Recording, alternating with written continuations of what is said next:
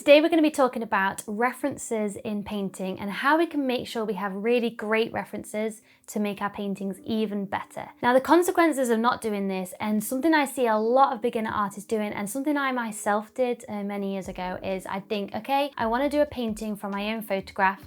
I'd go out, I'd take a photograph, or perhaps I'd use an old photograph from holidays, things like that, and I would try and paint it, and the painting would not look good. It's very demoralizing, and you obviously look at it inwards and think that it's something wrong with you or that you're not a good artist, when actually it could be the reference photo is terrible, and even a fantastic artist still wouldn't be able to make a great painting from it. So this video is all about how to make sure your reference is good initially so that you can create a great painting from it. Now, if that's something that interests you, and if you feel yourself wanting to step away from tutorials and really start creating your own unique artwork with your own reference photo, that is exactly what my online course Learn to Paint with Confidence does. In fact, in the last module, I guide you through the exact steps of how to take your own reference photo and use that to create your own first original painting with confidence, and I go through each step to guide you through that process. So if that sounds like something you are really ready for, go and check out the link in the description box and we'll take it from there. But yeah, today's video is all about how to take good reference photos. So I'm going to be sharing with you 3 main tips to make sure your reference photo is great. Now, the first one, which shouldn't come as a surprise but probably will, is the composition of the reference photo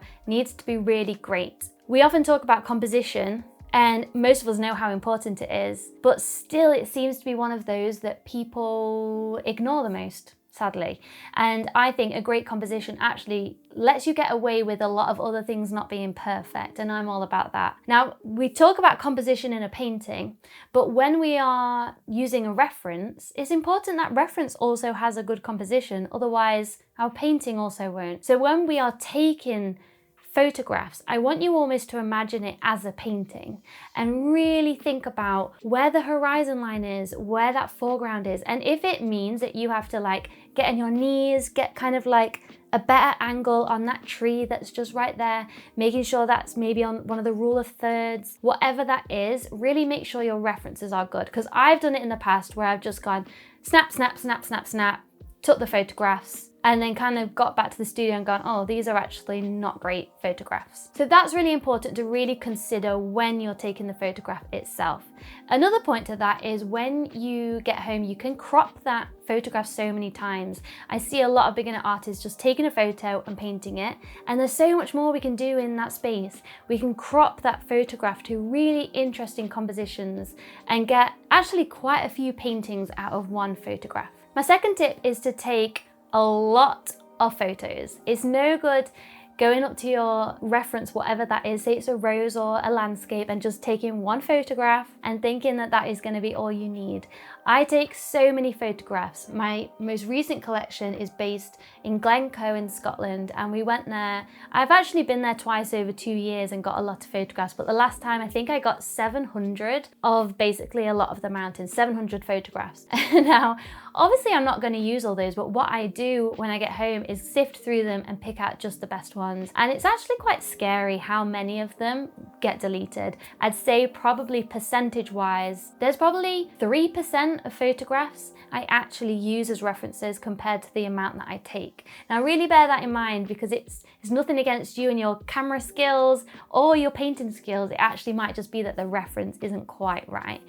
So I like to take lots of different angles, and I like to kind of get like a whole view of everything. Then I can take bits and bobs from different photographs that I like. So this painting is actually using 3 photographs I took. There's one of, actually no, 4. There's 4 reference photos that I use for this painting. One for the water, one for this mountain, one for this mountain, and one for the sky. And using all those photographs, I kind of created my own scene using those. So that's why it's really important to take a lot. Now, my third tip for a great reference photo is to play around with the settings when you can edit the photographs. So this might look like changing up the contrasts, changing up the saturation of colours. It could also look like adding a colour filter.